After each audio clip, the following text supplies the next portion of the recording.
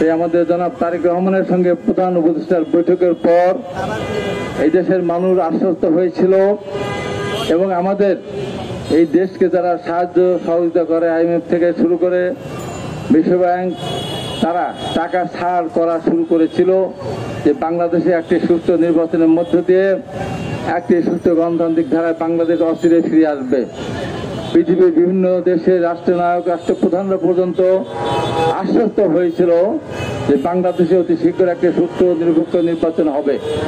কিন্তু গত কয়েকদিন ধরে আমরা যে দৃশ্যগুলো দেখছি, যে কথাগুলি আমরা শুনছি বিভিন্ন বক্তাদের মুখ থেকে, সেটি আমরা শোনার জন্য কোনো সময় প্রস্তুত ছিলাম না। ঢাকার পুরান ঢাকা ভাঙ্গি ব্যবসায় তাদের নিজেদের আভ্যন্তরীণ দ্বন্দ্বের জের ধরে সেখানে সোহাগ নামে একজন নিহত হলো, হত্যাকাণ্ডের শিকার, নির্মম হত্যাকাণ্ডের শিকার হলো। আমরা সেই হত্যাকাণ্ডের নিন্দা জানিয়েছিলাম। আমাদের দলের দু একজন ওই ব্যবসায়ের সঙ্গে জড়িত থাকার কারণে দল থেকে তাদেরকে বহিষ্কার করা হয়েছিল, প্রশাসনকে তাদেরকে গ্রেপ্তার করার কথা বলা হয়েছিল। আমাদের কোনো আইনজীবী তাদের আইনজীবী হিসাবে কোর্টে দাঁড়াতে চাননি, ঘোষণা দিয়ে বলেছিলেন। তারপরও কেন স্লোগান হলো হাসিনা গেছে যে পথে তারেক যাবে সে পথে, দিনের চালে কাওয়া, তারেক রহমানের নামে আরো সব কি আজে বাজে কথাবার্তা। এই সাহস কোথা থেকে পান? কি অপরাধ বিএনপির? তারেক রহমান কি অন্যায় করেছেন যে তারেক রহমানের বিরুদ্ধে ধরনের স্লোগান দেওয়া শুরু করলেন? স্লোগান দিলেন চাঁদা উঠে পল্টনে চলে যায় লন্ডনে। আরে মূর্খের দল, লন্ডনে টাকা পাঠানো লাগে না। লন্ডনে বিএনপির হাজার হাজার নেতাকর্মী আছে, সেখান থেকে বলছে তারা বিগত আন্দোলনের সময় লক্ষ লক্ষ টাকা পাঠিয়েছে, যেটা নূর এবং তারেক পরিষ্কার করে বলেছেন। এই মূর্খের দল এতটুকু বোঝে না, এই সমস্ত আজে বাজে স্লোগান দেয়। এরপরে আরো নাবালক একজন রাজনীতিবিদ, উনি বলেছেন কি যে খাল এর সাথে লাঙল আরো কি বললেন, একবার চিন্তা করলো না কার নামে কথা বলছে, কার বিষয়ে কথা বলছে। শহীদ রাষ্ট্রপতি জিয়া রহমানের নাম ধরে ওই নাবালক যখন কথা বলে, তখন আমাদের মনের ভিতরে কি হয় বলেন তো?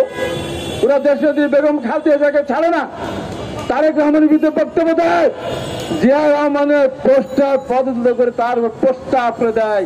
পরিষ্কার করে বলতে চাই, জিয়া রহমানের পোস্টারকে যারা অবমাননা করেছো, পাড়িয়েছো, ওই ছবি ধরে একদিন উপযুক্ত বিচার জনতা কিন্তু আপনাদের করে ছাড়বে। এখান থেকে ছাড় পাওয়া যাবে না। যা মুখে আসে তাই বলেন। আমাদের নেতা, আমাদের দলের স্থায়ী কমিটির সম্মানিত সদস্য, যিনি নির্মম নির্যাতনের শিকার হয়েছেন, আল্লাহ পাক কোনোভাবে তাকে বাঁচিয়ে আমাদের মাঝে ফিরে নিয়ে এসেছেন।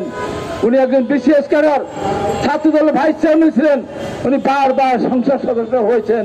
উনি যখন নির্বাচন করতে পারেননি, ওনার স্ত্রীকে দাঁড়িয়েছেন কঠিন সময় 2008 সালে, সেখান থেকে নির্বাচন হয়েছেন।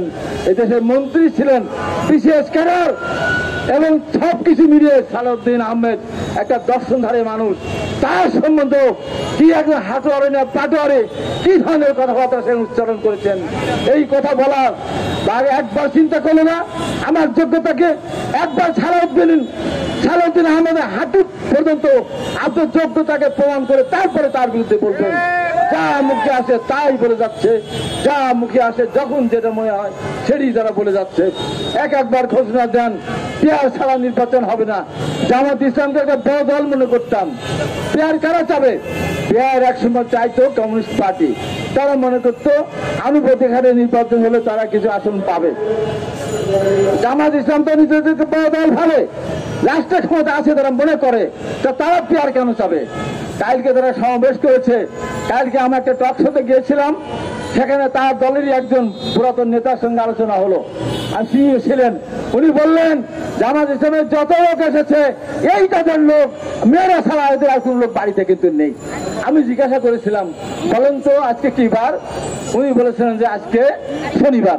হ্যাঁ, জামাত ইসলামের মিটিং গুলো দেখবেন শুক্রবার এবং শনিবার করে, কারণ সারা বাংলাদেশে তারা চাকরি করে, যারা তাদের ব্যাংক, বিমা, বিভিন্ন প্রতিষ্ঠান, হাসপাতাল, সরকারি চাকরি করে, তারা ওই শুক্রবার শনিবার তারা তারিখ দেয়। সারা বাংলাদেশ থেকে যত লোক আছে, তাদের তো টাকা পয়সার অভাব নেই, তারা সেখান থেকে তাদের লোকজনকে নিয়ে হাজির করে। এইটি হলো তাদের শক্তি, যে কারণে তারা পেয়ার চাচ্ছে। পেয়ার কমিউনিস্ট পার্টি চাইতো, এখন তারা চাচ্ছে না।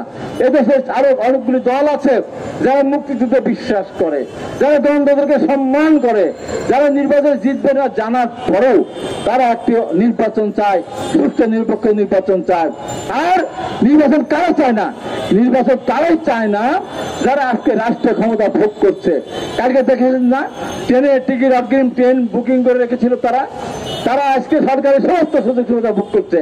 সেই জামাত আর বর্তমান যে ছাত্রদের যে দল, ডক্টর ইউনূস সাহেব সম্মানিত ব্যক্তি, আপনি যে ক্ষতিটা দেশের করলেন, এই ক্ষতি আপনার দেশকে যদি একেবারে রাস্তায় যদি আপনার নদী বানায় দেন, বিল্ডিং গুলিকে যদি আকাশ ছোঁয়া করে দেন, তারপর যে ক্ষতিটা আপনি করলেন, এই ক্ষতিকে পূরণ হবে? এই ছাত্রদেরকে রাজনীতি দল গঠন করার মধ্য দিয়ে এদেরকে যে রাস্তায় পাঠালেন, বিশ্ববিদ্যালয় কলেজ থেকে ধরে আসলো। একটা দেশের অর্থনীতি ধ্বংস হয়ে গেলে সেই অর্থনীতি পুনরুদ্ধার করা যায়, সেই অর্থনীতিকে একটা ভালো পর্যায়ে নিয়ে আসা যায়। কিন্তু একটা দেশের শিক্ষা যে ধ্বংস হয়ে যায়, শিক্ষা ব্যবস্থা যে ধ্বংস হয়ে যায়, তাহলে সেই জাতি আর কোনদিন মাথা উঁচু দাঁড়াতে পারে না। আজকে সেই জায়গায় চলে গেছে। আজকে তাদের মানুষের সামনাসামনি মুখোমুখি করেছেন। আজকে মানুষের মুখে যে সমস্ত কথাবার্তা আমরা শুনতে চাই, আমরা বিশ্বাস করেছেন এই ছেলেরা একটা সময় আন্দোলন করেছে, তাদেরকে সমস্ত জাতি তাদের পিছনে দাঁড়িয়েছিল, তাদের কথা মতো আন্দোলনে নেমেছিল, রাস্তায় জীবন দিয়েছে। কত রিক্সাওয়ালা শ্রমিক, কত টেম্পো চালক, কত বাদাম বিক্রেতা, চানাচুর বিক্রেতা, তারা জীবন দিয়েছিল। আজকে তাদেরকে বাদ দিয়ে তারা ছাত্ররা রাজনীতি করতে নেমেছে। সেই সমস্ত ভাইদের কি অবস্থা? আজকে যে তারা বলে, যারা বর্ষবিরোধী ছাত্র আন্দোলনের নেতৃত্বে ছিল, তারা বলে তোমরা যে এমপি হবে, মন্ত্রী হবে, এই জন্য তো সেদিন আমাদের বলো নাই, তাহলে তোমাদের পেছনে যেতাম কি না যেতাম আমরা ভেবে দেখতাম। তোমরা গেই উপদেষ্টা হয়ে মন্ত্রীর পদমর্যাদা নিয়ে ফ্লাগ চালিয়ে যাবে, এই কারণে তো সেদিন আমরা আন্দোলনে যায় নাই। এত বুদ্ধি কোথায় ছিল? আজকে জামাত ইসলামকে বলতে চাই, এত বুদ্ধি কোথায় ছিল? এই পেয়ার সিস্টেম তো গোলাম আজম প্রথম বলেছিলেন। সে গোলাম আজম তো এতদিন পরে হঠাৎ করে এই পেয়ার নিয়ে মাঠে নামলেন কোন কারণে? তার মানে আজকে ঘোষণা দিয়েছেন চেয়ারম্যান, উনি বলেছেন, কথাই তো কথা আসে, আমাদের নেতা জনাব তারেক রহমানকে যেভাবে নির্যাতন করেছিল, পৃথিবীর ইতিহাসে এইরকম নির্যাতন ইতিহাস কোনদিন নেই। দেশের মহান দেশ স্বাধীনতার তিনি ঘোষণা দিয়েছিলেন, যুদ্ধ করেছিলেন বীরত্তম সেই রাষ্ট্রপতি জিয়া রহমানের সন্তান, বেগম খালেদার সন্তান, এমপি ছিলেন না, মন্ত্রী ছিলেন না, তাকে ধরে নিয়ে গিয়ে নির্মম নির্যাতন করে উপর থেকে ফেলে দিয়ে তার মেরুদণ্ডে হাড় ভেঙে দেওয়া হলো। আপনি সহানুভূতি দেখেন, সারা বাংলাদেশের মানুষ সহানুভূতি জানায়। আর ওই চেয়ারম্যান আর পীর সাহেব কি বললেন? এই যে দীর্ঘদিন আওয়ামী লীগ ক্ষমতা থাকলো, আওয়ামী লীগকে ক্ষমতা রাখার জন্য ভয়ঙ্কর চেষ্টা করেছিলেন।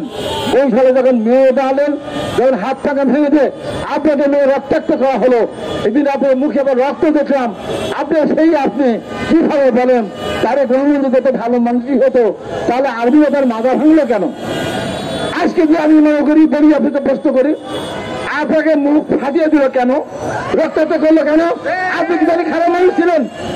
কথা বলার সময় হুট করে কথা বলেন না, তাই আপনারা হুঙ্কার দেন পেয়ার ছাড়া নির্বাচন হবে না। আমি আপনাদেরকে প্রশ্ন করতে চাই, সাংবাদিক ভাইদের মাধ্যমে আমি সারা বাংলাদেশের মানুষের কাছে প্রশ্ন করতে চাই, যারা আজকে এই সমস্ত কথা বলছে, বলেন এই দলগুলি একটা আবেদনের কথা বলেন, দেশের মানুষের জন্য, সমাজের জন্য, এই দেশের স্বাধীনতার জন্য ওই চরমোনাইকে একজন মুক্তিযুদ্ধে গিয়েছিল। আজকে যে জামাত ইসলাম বিএনপির পেটের মধ্যে রেখে, বিএনপি যাদেরকে জীবিত রেখেছে, রাজনীতির সুযোগ দিয়েছে, সেটা ইতিহাস একদিন বলবে বিএনপি কত বড় ভুল করেছে না ঠিক করেছে। সেই জামাত আজকে বিএনপির বিরুদ্ধে কথা বলে, তাদেরকে নিজেরা স্বীকার করেছে। কি কথা স্বীকার করলো? আমরা মুক্তিতে অংশগ্রহণ করি নাই, এক পাকিস্তান আমরা রাখতে চেয়েছিলাম। এটা কোনো বড় বিষয় না, কত বড় সর্বনাশা কথা। এক পাকিস্তান রাখা মানে কি? এক রাখতে মানে 71 সালের সমস্ত নারী দর্শন থেকে শুরু করে ঘর বাড়ি জ্বালানো, মানুষ হত্যা, সব কিছু দায়ী তাদের।